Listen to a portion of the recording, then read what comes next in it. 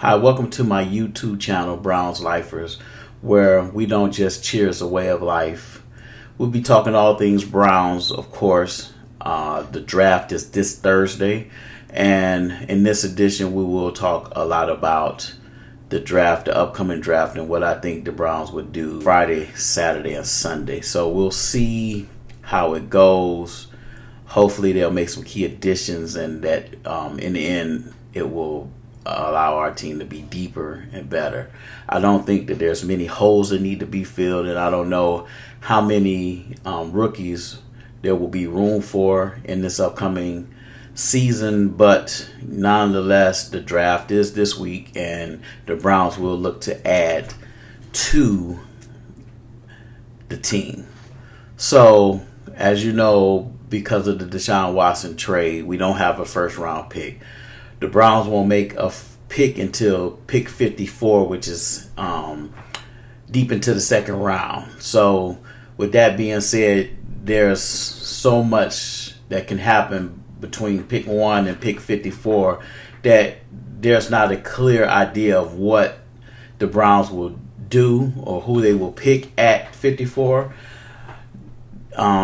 Andrew Berry could go a number of ways. You know, last year he traded the number 2 pick for Elijah Moore, and we didn't have even a second round pick. So this year we do have a second round pick as of today, and I think that, you know, it's a very versatile situation where Andrew Berry could move up, which I doubt. He could move back, which is a possibility. But I think the best possibility is that Andrew Berry will pick at 54. And I think the philosophy here is to pick the best available. So we'll see how it goes.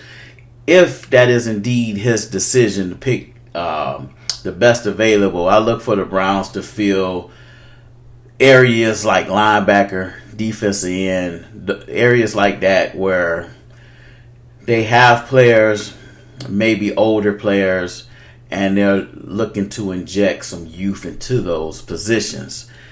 They also could go wide receiver or offensive tackle. It just depends on how the board plays out. Me personally, I hope that they go linebacker at 54, depending on how the board lays out. I would love for the Browns to pick up somebody like Junior Colson or a Adrian Cooper. Both of those players would add some youth to the linebacker room.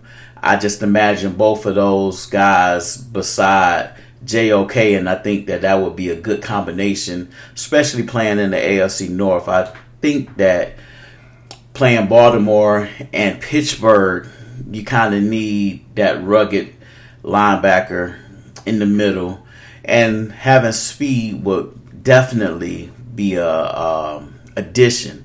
So if one of those players are available, I would hope that Andrew Berry will pull the trigger on one of those guys and bolster the linebacker room.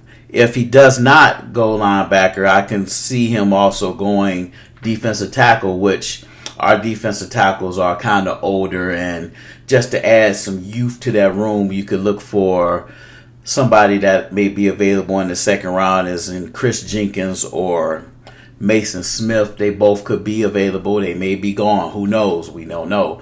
But if one is available, I could see Andrew Berry pulling the trigger on adding one of those two guys to the Cleveland Browns, and I could see an excitement because of that. I think that adding at the defensive tackle would be important because, like I said, it's some youth, and you don't have to depend on them from day one. You know, in times past, we looked to the draft for saviors almost, like they would be immediate starters, and I don't think that anywhere, with the exception of maybe linebacker, that anybody picked in the second round would be counted on as a starter. So I think that the Browns are in a good position, even though they don't have a first round draft pick. But I think that adding depth to those positions, adding youth to those positions will help the Browns in the long run. And plus, if it's a linebacker, he could play a role in the special teams this year, which will be a little bit different than what we're used to. So we'll see what happens in the second round and see how Andrew Berry decides to go in the second round. But those are some of the people that you should definitely pay attention to. And also within the second round, if somebody is available at a defensive end like Odessa Jenkins, I think that Andrew may look at that, which I doubt seriously that will be a position that they will go in the first round because the signing of Zadarius Smith back. But, you never know. You could add youth to that position and let them sit under Miles and Zadarius and learn the position. And then when Zadarius' contract is up, maybe he's ready to fill that role. But I think that the defensive end room right now is pretty set, so I don't expect for Andrew Berry to go in that direction. Also, you could look at a possibility of Andrew adding to the O-line in the the second round, I'm sorry. He could add an offensive lineman. I don't think necessarily tackle, even though Jed, Jack, and Big Jones all have had missed time last year for some significant knee injuries. I think that they're betting on those guys to be back and strong and healthy. So I don't think that they may add at the offensive tackle position in the second round, but I could see the possibility of a offensive lineman as far as a guard is concerned, with Joe Batonio getting up there in age, and seeing that you could pick somebody in the second round and they could sit under Joel and learn and take their time to basically replace him whenever he's ready to retire. So, if that's the case, I look for the Browns to look at names like a Jordan Morgan or a Cooper Beebe to fill that offensive guard slot if that's the direction that Andrew Berry chooses to go. Like I said, we'll see how the board falls out and see who's available in that 54th spot. And also, we've heard from the beginning of the drafting process that the Browns could also look at wide receiver. They've had some visits from wide receivers. So, with the spread offense coming in next year, the Browns plan to throw the ball a lot more than they did in the past. So I think that wide receiver is also a possibility in the second round if one of those stud wide receivers falls. So if that happens, you can look for names like Ladd McConkey, Adonai Mitchell, a Keon Coleman, or Roman Wilson, which, those names, there could be a run on wide receivers early in the second round, and those names may not be there. But if they are there, there's a possibility that Andrew Berry will pull the trigger on one of those guys. But I really expect for a wide receiver to be available with our third round pick, which is pick 84. I think that's a better possibility, because the wide receiver class, again, is stacked and you can get value in the third round. So I would say that wide receiver at pick number 54 is a possibility, but I think it's a long shot. I could be wrong, but that's just my opinion. I would expect more so the chances to be greater in the third round. And if that's the case in the third round, you could look for wide receivers like Malachi Corley, which I really, really like. If we could get him in the third round, I think that would be pretty awesome. It's not a burner, but he's one of those Deebo Samuel run after the catch, kind of hard to bring down. I think he's just the AFC North type of receiver even as a rookie. So just to bring him in to let him learn from Amari and the other wide receivers, I think it'll be a good opportunity for him to be a Brown for a long time. And I think that, his talent would fit within the scheme of what the Browns will be doing this coming year. If not him, then another wide receiver to keep an eye on in the third round is Devontae Walker. I think he would also be a good addition, especially with great value in the third round if he was to last that long. So you could look for that to be a great possibility, to have one of those linebackers in the second round and a Malachi Corley or a Devontae Walker in the third round. I think that Andrew Berry will be getting off to a great start in this upcoming draft. So we'll see how it plays out.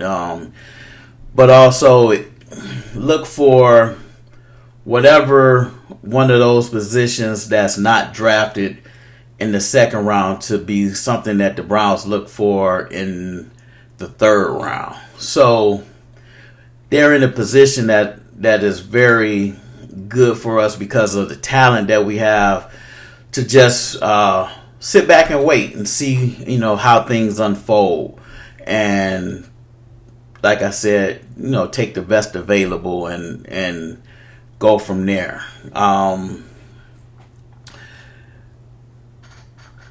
We'll see how everything unfolds for picks 54 and 85. I think that those are, the two positions that, can impact the team at the best level immediately. So we'll see how it goes. At this time, the Browns don't have a fourth round draft pick, and this will be the last payment on the Deshaun Watson trade. Next year, we'll have our full complement of drafts, including our first round draft pick, which hopefully will be the last pick in the first round, meaning that we've won the Super Bowl. And I don't think that even at that time, we'll still be partying and not really caring who the Browns picked at 32. So hopefully that ends the way that it ends.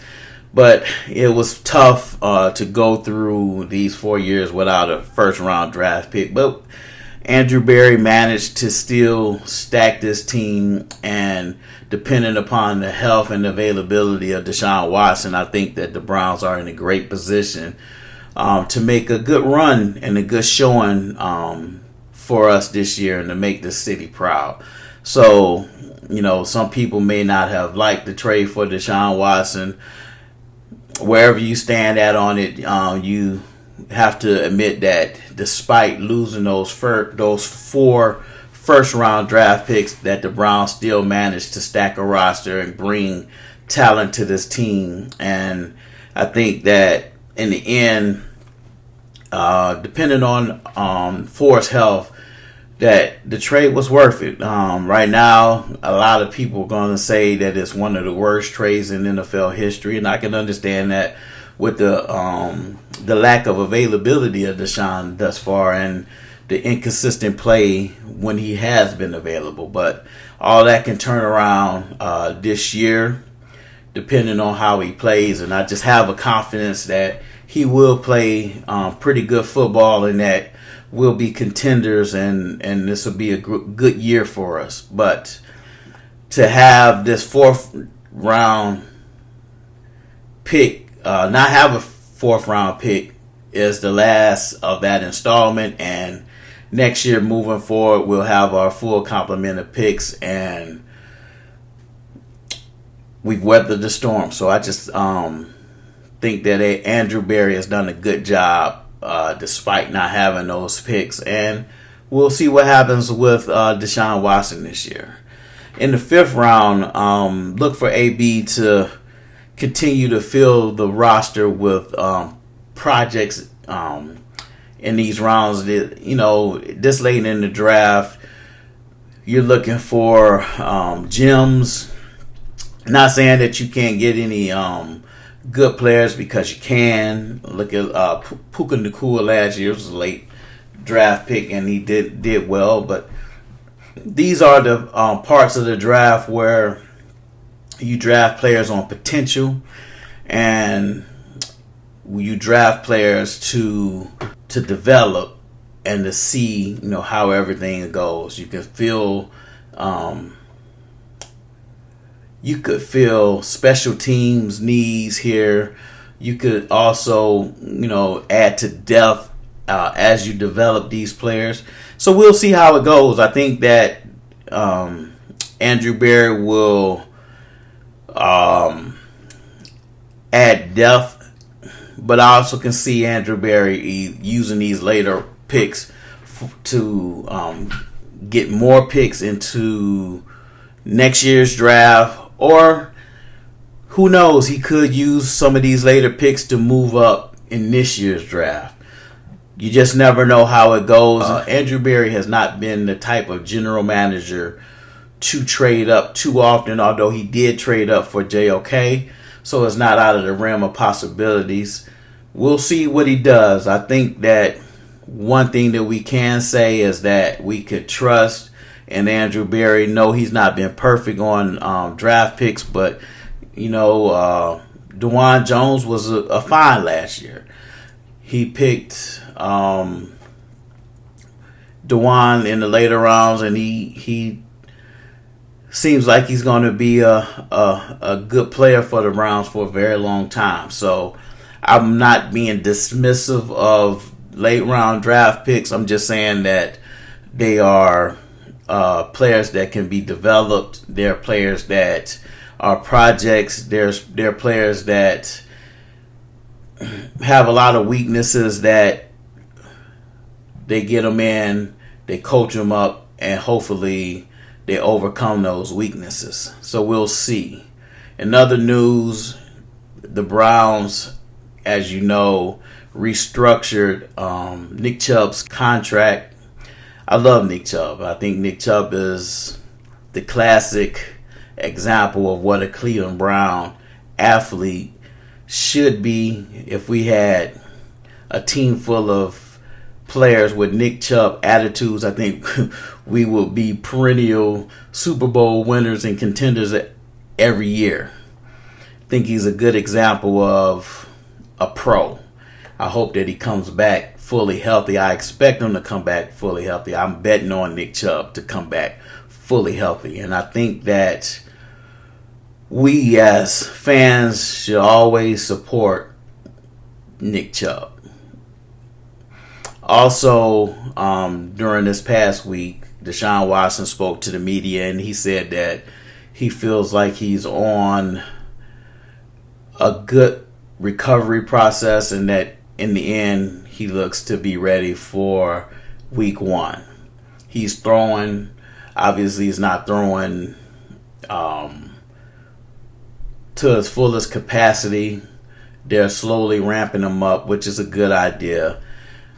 They've reportedly had to pump the brakes on him because he wants to do more than what the physical therapist recommend. So hopefully he'll listen to him, and in the end he'll be healthy for camp. And I don't know, it's going to always be the debate on whether or not he should play in the preseason or not. I think he should get game reps during the preseason with the offensive line, starting the offensive line, of course, just to get his timing down, and just because he missed so much time in the previous years. So that's just my opinion. I think that, you can't bubble wrap these guys. Injuries are a part of football, and I just hope that, they do give him some playing time, and that he also stays healthy. So we'll see.